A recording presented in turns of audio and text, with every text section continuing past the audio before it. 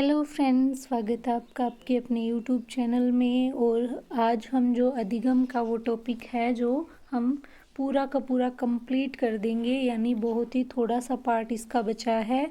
और आज हम इसके लास्ट मतलब पायदान पे है। वैसे तो हम शुरुआत से इसको कर रहे हैं अभी, क्योंकि सिद्धांत हमने पहले कंप्लीट कर लिए थे। तो बाद में जो सिद्धांतों के बाद में हमने पृष्ठभूमि देखी है। तो हमने दो तरह के सिद्धांत किए थे, व्यवहारवादी सिद्धांत किए थे और संज्ञानात्मक या संज्ञानवादी जो सिद्धांत थे वो किए थे। तो आज उनमें डिफरेंस देखेंगे कि उनके बिटवीन डिफरेंस क्या है, मतलब व्यवहारवादियों के सिद्धांतों को अलग क्यों कहा जाता है और संज्ञानवादियों को अलग क्यों।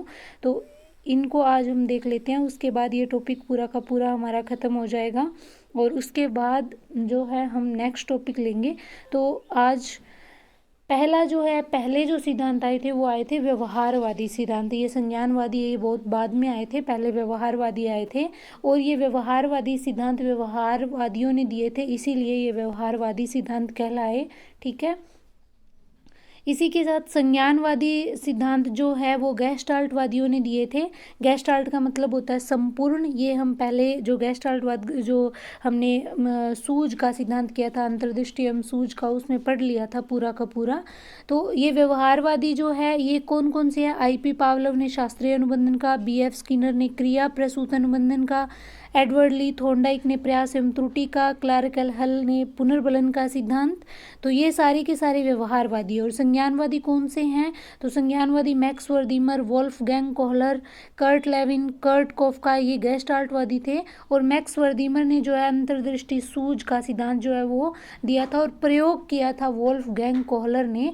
यानी सूझ के सिद्धांत के प्रवर्तक तो माने जाते हैं मैक्स वर्दीमर, लेकिन जो प्रयोग करता थे, जो चिंपैंजी पे प्रयोग किया था, सुल्ताना नामक चिंपैंजी पे, तो वो वोल्फगैंग कोहलर ने किया था। और उसके साथ उनके सहयोगी थे कर्ट लेविन और कर्ट कोफका। इनको कुर्ट लेविन और कुर्ट कोफका भी कहा जाता है। बाद में क्या है, कुर्ट जो लेविन थे वो अलग हो गए थे, अमेरिका में जाके उन्होंने क्षेत्रवादी सिद्धांत भी दिया था। तो वो भी संज्ञानवाद का सिद्धांत ही माना जाता है। तो व्यवहारवादियों में और क्या अलग है? इन सभी ने व्यवहारवादी सिद्धांत दिए। इनके सभी सिद्धांतों में पुनर्बलन को महत्व दिया गया। आपने हर एक मतलब सिद्धांत के अंदर देखा होगा, हर एक सिद्धांत में देखा होगा कि पुनर्बलन की बात हो रही है। क्यों हो रही है? कि जब भी इन्होंने पशुओं पे प्रयोग किए थे, जब भी कोई काम कोई पशु कर रहा है, कोई प्राणी कर रहा है, तो उसके बाद उसे कुछ ना कुछ मिलता है। तो इनके जो सिद्धांतों के अंदर है वो पुनर्बलन सबसे ज़्यादा महत्वपूर्ण था। पुनर्बलन को इन्होंने सबसे ज़्यादा महत्व दिया है। और जो संज्ञानवादी है ना, ये क्या है, संज्ञानवादियों ने क्या किया, इन्होंने मनोविज्ञान को चेतना या व्यवहार का विज्ञान कहा है, विज्ञान माना है। मतलब जो मनुष्य है वो अपनी चेतना से, अपनी सेंस से, अपने व्यवहार से काम करता है। इनके सिद्धांत इसीलिए संज्ञानवादी कहलाए। और लेविन ने अमेरिका में जाके बाद में अलग से अपना जो है सिद्धांत दिया था, जिसे क्षेत्रवादी सिद्धांत कहा गया था। ठीक है। उसके बाद में जो है जो व्यवहारवादी है, इनके सिद्धांत के अंदर क्या है, अनुक्रिया जो उद्दीपक के प्रति की जा रही है, और अभिप्रेरणा, इनको इन्होंने ज़्यादा महत्व दिया है। अभी एक उद्दीपक होगा, एक प्राणी होगा, और वो उस उद्दीपक के प्रति यानी उस स्टिमुलस के प्रति क्रिया करेगा कुछ सीखने के लिए। और अधिगम के लिए जो क्रिया होती है उसे अनुक्रिया ही कहा जाता है। और फिर जब वो उद्दीपक के प्रति बार बार अनुक्रिया करेगा तो उसे अभिप्रेरणा मिलेगी। ठीक है। लेकिन इधर क्या है, इन्होंने क्या किया है, ये संवेदना को महत्व देते हैं। ये जो है संज्ञानवादी है, ये संवेदना को महत्व देते हैं। इन्होंने बुद्धि व प्रत्यक्षीकरण को महत्व दिया है कि अपनी बुद्धि से पहले पूरी सिचुएशन को देखेगा, उसका प्रत्यक्षीकरण करेगा, और बाद में उसे एकदम से आहा अनुभव होगा, उससे सूझ आ जाएगी और वो काम जो है वो कर लेगा। ठीक है।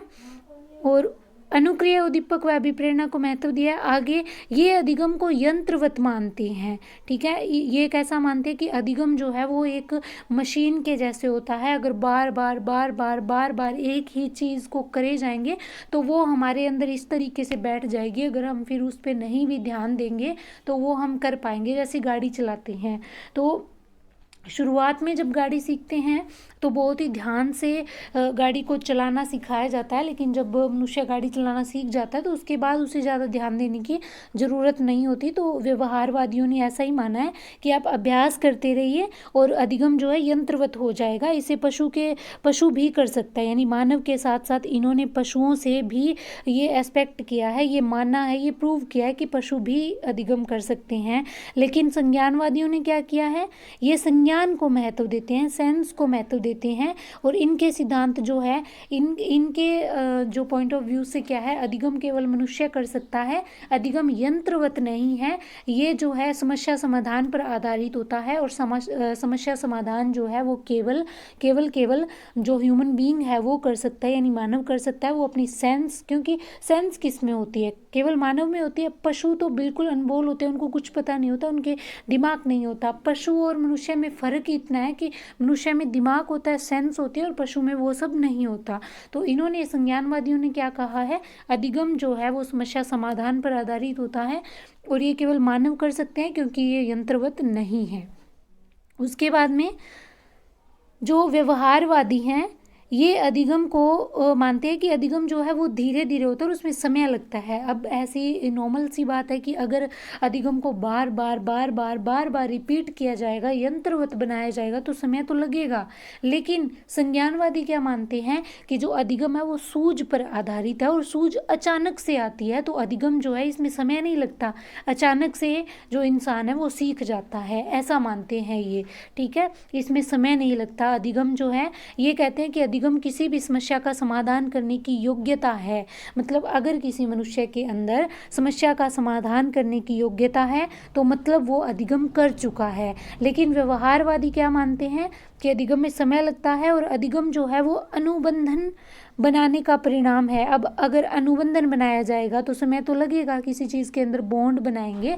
जैसे पावलोव ने कुत्ते का बॉन्ड बनाया था घंटी के साथ, तो बार बार घंटी प्लस भोजन फिर लार आती थी, घंटी प्लस भोजन फिर लार आती थी। तो इस तरीके से उसका कुत्ते का जो है बॉन्ड बन गया था, अनुबंधन बन गया, तो उसमें समय लगा था। तो व्यवहारवादी ये मानते हैं कि अधिगम में समय लगता है और ये एक अनुबंधन होता है। लेकिन संज्ञानवादी क्या मानते हैं कि ये समस्या समाधान पर आधारित होता है। उसके बाद हम थोड़ा सा इसको डिफरेंस बता देती हूँ आपको। प्रतिक्रिया, सहज क्रिया और अनुक्रिया, जो हमने पिछली क्लास में भी देखा था।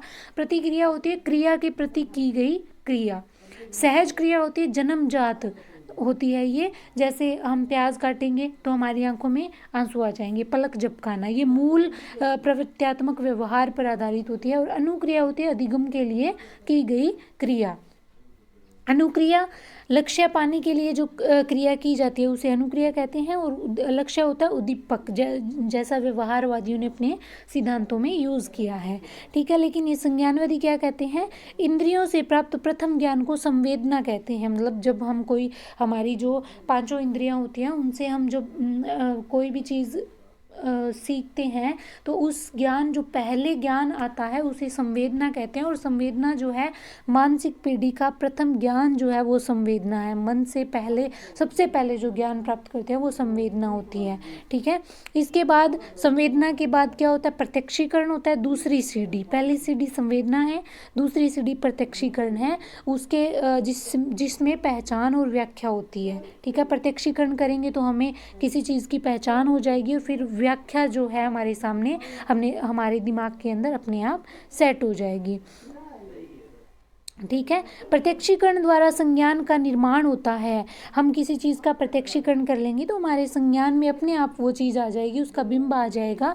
इसके बाद सूझ उत्पन्न होती है, और सूझ से क्या कर लेते हैं, हम समस्या का समाधान कर लेते हैं, ऐसा संज्ञानवादी कहते हैं। लेकिन ये क्या कहते हैं व्यवहारवादी, प्राणी कुछ सीखने के लिए कोई क्रिया करता है जिसको अनुक्रिया बोलते हैं, उद्दीपक को प्राप्त करता है, अनुक्रिया करके क्या करता है, वो स्टिमुलस को प्राप्त करता है। तो इन दोनों के बीच में एक बंधन बन जाता है, बॉन्ड बन जाता है, जिसे अनुबंधन कहते हैं। जब अनुबंधन बन जाता है, संबंध बन जाता है, तो यही अधिगम है। ये क्या कहते हैं कि जब अनुबंधन हो जाता है ना तो उसी को अधिगम का नाम देते हैं। जैसे थॉर्नडाइक ने किया, पावलोव ने किया। अधिगम उन्होंने कब माना था? जब वो बार बार अनुक्रिया करके वो यंत्रवत हो गया और बाद में वो सही एक दिशा में अनुक्रिया करना सीख गए बिना कोई गलती किए, तो वो उन्होंने अधिगम माना। तो ये जो है हमारा टॉपिक जो है पूरा का पूरा फिनिश हो गया है। हमने पूरा का पूरा अधिगम टॉपिक फिनिश कर लिया है। अब हम नेक्स्ट कोई सिद्धांत लेंगे। आज जो है हमारा अधिगम वाले टॉपिक की बहुत ही अच्छे से हमने इतिश्री कर दी है।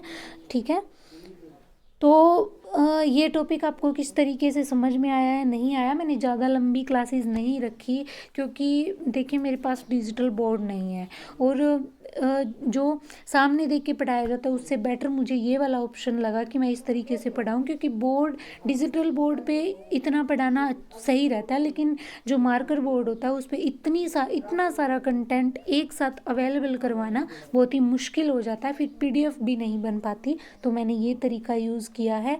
आप जो है जितने मेरे पास साधन हैं फ़िलहाल अवेलेबल है, मैं उसी हिसाब से क्लासेस को कंटिन्यू कर रही हूँ। आई होप आप ऐसा समझ रहे होंगे और आप मुझे सपोर्ट ज़रूर करेंगे। और मिलते हैं हम नेक्स्ट टॉपिक के साथ नेक्स्ट क्लास में। और तब तक के लिए वीडियो को शेयर करें, चैनल को सब्सक्राइब करें और प्लीज़ प्लीज़ प्लीज़ अभी जो है आप चैनल को ग्रो करवाइए प्लीज़। एंड आप ये ज़रूर बताइए कि जो ये मेरी मेहनत है ये आपको कैसी लग रही है, कंटेंट कैसा लग रहा है, वीडियो की क्वालिटी, और साथ में जो PDF मिलती है आपको वो आप टेलीग्राम को ज़रूर विज़िट करिए। मैं हर एक वीडियोस के अंदर आपको इंस्टा और टेलीग्राम का लिंक दे रही हूँ। कल परसों से 2 दिन हो गए, मैं रोज़ ही डाल देती हूँ डिस्क्रिप्शन में। तो आई होप आपको क्लासेस अच्छी लग रही होंगी। और देखिए जैसा इंसान का खुद का माइंड सेट होता है वो उसी तरीके से क्लासेस को कंटिन्यू करता है, अपने साधनों को देखते हुए, अपने टाइम को देखते हुए, सब चीज़ों को देखना पड़ता है। सजेशन बहुत से आते हैं और सजेशन देना आसान भी है, लेकिन उस चीज़ को कंटिन्यू कर पाना। मार्कर बोर्ड मुझे भी पता है, मेरे पास है भी मार्कर बोर्ड, लेकिन मार्कर बोर्ड पे इतना सारा कंटेंट एक साथ देना, फिर वीडियो बहुत लंबी हो जाती है, मिटाना उसको, फिर लिखना, फिर मिटाना बहुत मुश्किल होता है। और डिजिटल बोर्ड वाले अभी मेरे हालात नहीं हैं, तो आप आई होप आप समझ रहे होंगे, तो आप सपोर्ट ज़रूर करेंगे, ऐसा मैं आपसे ऐसी होप रखती हूँ। मिलते हैं नेक्स्ट वीडियो में, तब तक के लिए आप चैनल को सब्सक्राइब करें, वीडियो को शेयर करें, लाइक करें और कमेंट ज़रूर करें। तो थैंक यू।